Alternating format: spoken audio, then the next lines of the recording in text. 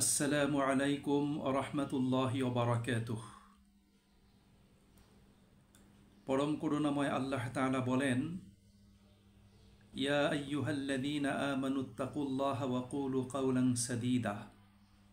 হে মুমিনগণ, তোমরা আল্লাহ তাআলার ব্যাপারে তাকওয়া অবলম্বন করো এবং সর্বদা সত্য ও সঠিক কথা বলো।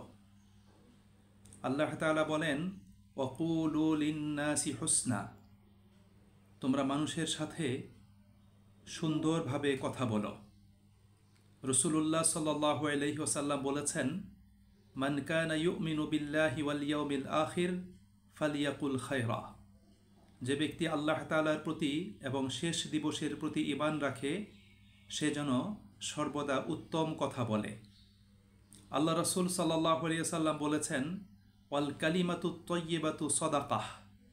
সুন্দর কথা বলা, উত্তম কথা বলাও একটি সাদাকাহ। অর্থাৎ যে ব্যক্তি সুন্দর কথা বলবে, উত্তম কথা বলবে, সুন্দরভাবে কথা বলবে, সে ব্যক্তি আল্লাহ পাকের নিকট থেকে সাদাকাহ প্রদানের নেকি লাভ করবে। সুপ্রিয় ভাই এবং বন্ধুরা, আল্লাহ রাব্বুল আলামিন আমাদেরকে কথা বলা শিখিয়েছেন। কথা বলার যোগ্যতা আল্লাহ পাক আমাদেরকে দান করেছেন। আমরা কথা বলার মাধ্যমে আমাদের মনের ভাব প্রকাশ করতে পারি, আমরা মানুষের সাথে ভাব বিনিময় করতে পারি। আমরা কথা বলার মাধ্যমে সত্য, সুন্দর এবং কল্যাণকর বিষয়গুলো মানুষের কাছে উপস্থাপন করতে পারি। কথা বলার মাধ্যমে আল্লাহ পাকের দ্বীনের বাণীর প্রচার প্রসার এবং আমরা তার প্রতিষ্ঠাকল্পে আমরা কাজ করতে পারি। সুপ্রিয় ভাই এবং বন্ধুরা, ইসলামী শরীয়তে মানুষের সাথে কথা বলার আচরণের কিছু আদব এবং নীতিমালা আল্লাহ তাআলা এবং রসুল করিম সাল্লাল্লাহু আলাইহি ওয়াসাল্লাম আমাদেরকে প্রদান করেছেন। আমি সংক্ষেপে কথা বলার সেই আদব এবং নীতিমালাগুলো আমাদের সকলের জানার জন্য এবং জীবনে মেনে চলার জন্য আমি উপস্থাপন করছি। সুপ্রিয় ভাই এবং বন্ধুরা, প্রথমত কথা বলার পূর্বে সালাম প্রদান করা। একজনের সাথে কথা বলবো, তাকে আগে সালাম প্রদান করতে হবে, তারপর কথা শুরু করতে হবে। যেমন বলা হয়ে থাকে, আসসালামু কাবলাল কালাম। কথা বলার পূর্বে সালাম প্রদান করতে হবে। দ্বিতীয়ত হলো, সবসময় সতর্কতার সাথে কথা বলতে হবে, কেননা মানুষের প্রতিটি কথা লিপিবদ্ধ করা হয়। আল্লাহ তাআলা বলেছেন, মা ইয়ালফিজু মিন কাউলিন ইল্লা লাদাইহি রাকিবুন আতীদ। মানুষের মুখ থেকে যে কথাই নির্গত হয় না কেন, সেই কথাকেই লিপিবদ্ধ করার জন্য, সংরক্ষণ করার জন্য সদা সতর্ক ফেরেশতারা নিয়োজিত রয়েছে। 3 নম্বরে সুন্দরভাবে এবং উত্তম রূপে কথা বলা। আল্লাহ তাআলা বলেছেন, ওয়াকুলু লিন্নাসি হুসনা। মানুষের সাথে সুন্দরভাবে কথা বলো, উত্তম রূপে কথা বলো। 4 নম্বরে অনর্থক, অশ্লীল এবং বাজে কথা পরিহার করা। আল্লাহ তাআলা মুমিনদের গুণাবলী প্রসঙ্গে বলেছেন, ওয়াল্লাযীনা হুম আনিল লাগবি মুরিদুন। যারা প্রকৃত মুমিন, তারা অনর্থক, অপ্রয়োজনীয় এবং বাজে কথা পরিত্যাগ করে। তারা অনর্থক এবং অপ্রয়োজনীয় কথায় লিপ্ত থেকে নিজের জীবনের মূল্যবান সময় নষ্ট করে না। 5 নম্বরে আল্লাহ বলেছেন, কণ্ঠস্বর নিচু করে কথা বলা, চিৎকার করে কথা না বলা, ধমক দিয়ে কথা না বলা। যেমন আল্লাহ তাআলা বলেছেন, ওয়াগদুদ মিন সাউতিক। তুমি যখন কথা বলবে, তখন তোমার কণ্ঠস্বর নিচু করে তখন তুমি কথা বলবে। 6 নম্বরে আপনার গিয়ে সত্য এবং সঠিক কথা বলা। একজন মুমিন সবসময় সত্য কথা বলবে, সঠিক কথা বলবে, ইনসাফ ভিত্তিক কথা বলবে। 7 নম্বরে জ্ঞান এবং প্রজ্ঞাপূর্ণ কথা বলা, উপদেশপূর্ণ কথা বলা। অর্থাৎ কথা যেন হয় শিক্ষা গ্রহণ করার, নসিহত গ্রহণ করার উপকরণ। আমার কথা থেকে যেন সত্য, সুন্দর এবং কল্যাণের সৌরভ ছড়ায়, সেদিকে অবশ্যই প্রত্যেককে লক্ষ্য রাখতে হবে। 8 নম্বর হলো উত্তম কথার মাধ্যমে মানুষকে সত্য কল্যাণের পথে, আল্লাহ পাকের দ্বীনের পথে দাওয়াত প্রদান করা। 9 নম্বরে মুমিনের কথা এবং কাজ এক হওয়া।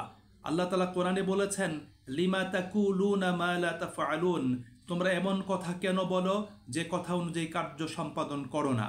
অর্থাৎ মুমিনের জীবনে কর্মবৈসাদৃশ্য থাকবে না, তার কথা এবং কাজের সাথে অবশ্যই মিল থাকবে। 10 নম্বরে কথা এবং আচরণে অবশ্যই কোমলতা অবলম্বন করা। কথা এবং কথা এবং আচরণে কখনোই কঠোরতা অবলম্বন না করা।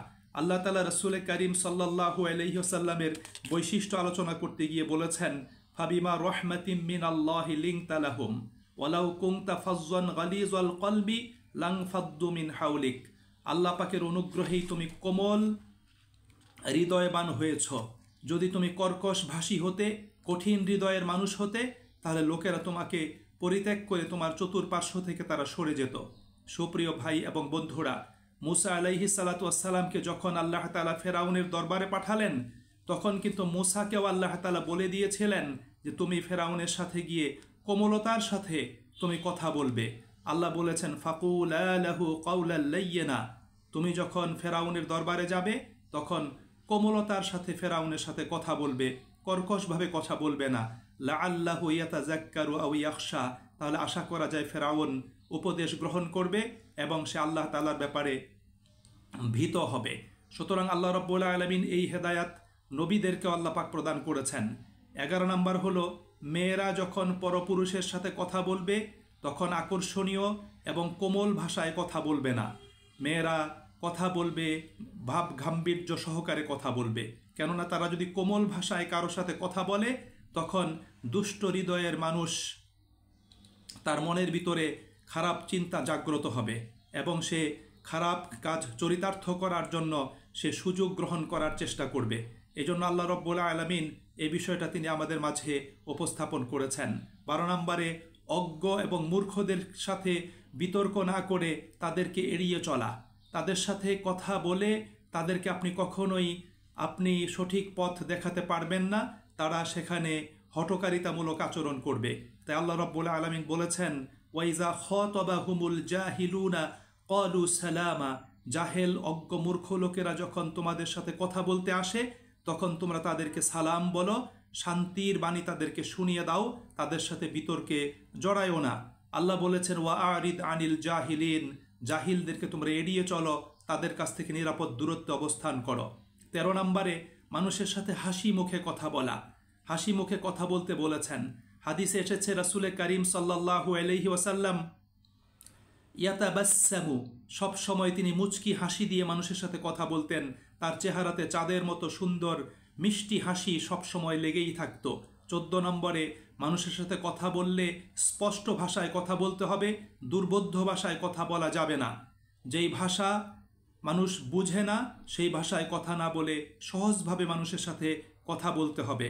নবী করিম সাল্লাল্লাহু আলাইহি ওয়াসাল্লাম সহজ এবং সাবলীলভাবে স্পষ্ট ভাষায় মানুষের সাথে কথা বলতেন এবং তিনি গুরুত্বপূর্ণ কথা একাধিকবার উচ্চারণ করতেন যাতে সকল মানুষ তার কথাগুলো বুঝে ফেলতে পারে। 15 নম্বরে, কথা যথাসম্ভব সংক্ষিপ্ত করা, এত বড় কথা না বলা। যদি নিজের প্রয়োজনে কথা বলতে হয় তাহলে খুব সংক্ষেপভাবে নিজের বক্তব্যটা উপস্থাপন করা এবং যার সাথে কথা বলতে গেলাম তার অবস্থা, তার সময়, তার সুযোগ, তার ব্যস্ততা, এই বিষয়টি উপলব্ধিতে রাখা। আমি যদি কথার দীর্ঘায়িত করি তাহলে যার সাথে কথা বলতে গিয়েছি হয়তো তার সমস্যা তৈরি হবে এবং তিনি বিব্রত বোধ করবেন। এই জন্য যথাসম্ভব সংক্ষিপ্ত করে কথা বলতে বলা হয়েছে আমাদেরকে। নবী করিম সাল্লাল্লাহু আলাইহি ওয়াসাল্লাম এই মর্মে তিনি আমাদেরকে নির্দেশ প্রদান করেছেন।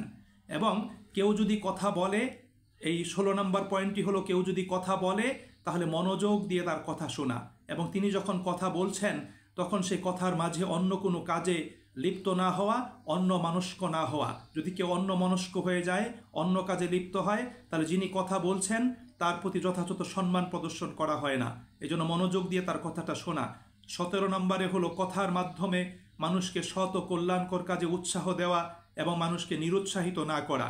আল্লাহ রাসূল বলেছেন, বাশশিরু ওয়ালা তুনাফিরু, তোমরা কথা বলার মাধ্যমে মানুষকে সবসময় সুসংবাদ প্রদান করবে, মানুষকে আশান্বিত করবে এবং মানুষকে নিরুৎসাহিত করবে না।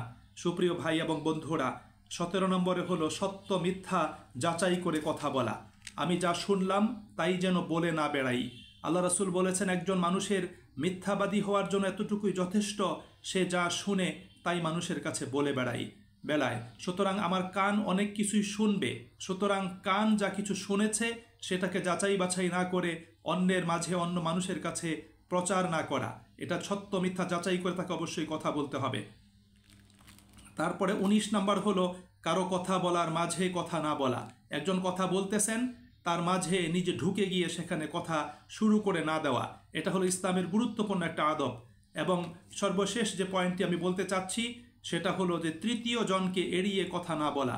আল্লাহ রাসূল সাল্লাল্লাহু আলাইহি ওয়াসাল্লাম বলেছেন, যখন তোমরা তিনজন একসাথে থাকো তখন একজনকে পরিত্যাগ করে দুইজন কানে কানে কোনো কথা বলো না। যদি অতিরিক্ত লোক এসে যায় তখন বলাতে কোনো সমস্যা নাই। এভাবে রাসূল করিম সাল্লাল্লাহু আলাইহি ওয়াসাল্লাম এবং পরম করুণাময় আল্লাহ রাব্বুল আলামিন আমাদেরকে কথা বলার মাধ্যমে আমাদেরকে এই সুন্দর নিয়ম পদ্ধতিগুলো শিক্ষাদান করেছেন, যাতে এগুলো অনুসরণ করে আমরা সমাজ জীবনে একজন আদর্শ মানুষ হতে পারি এবং আমাদের কথা যাতে সৌরভ ছড়ায়, সুগান ছড়ায়, সেদিকে আমাদেরকে প্রত্যেককে লক্ষ্য রাখতে আমাদেরকে বলেছেন। সুপ্রিয় ভাই এবং বন্ধুরা, বর্তমান সমাজ জীবনে কথা বলার মাধ্যমে, বক্তৃতা বিবৃতির মাধ্যমে, আচরণের মাধ্যমে নানা অনাসৃষ্টির কারণ ঘটছে। এর মাধ্যমে সমাজ জীবনে অনেক ধরনের আপনার কি বিপর্যয় দেখা দিচ্ছে। এজন্য প্রত্যেক মুমিন মুসলিম নারী পুরুষকে অবশ্যই কথা বলার ক্ষেত্রে শরীয়তের এই নীতিমালা এবং আদবগুলো রক্ষা করে চলার চেষ্টা করতে হবে। আল্লাহ আমাদের সকলকে তৌফিক নসিব করুন। আসসালামু আলাইকুম ওয়া রাহমাতুল্লাহি ওয়া বারাকাতুহু।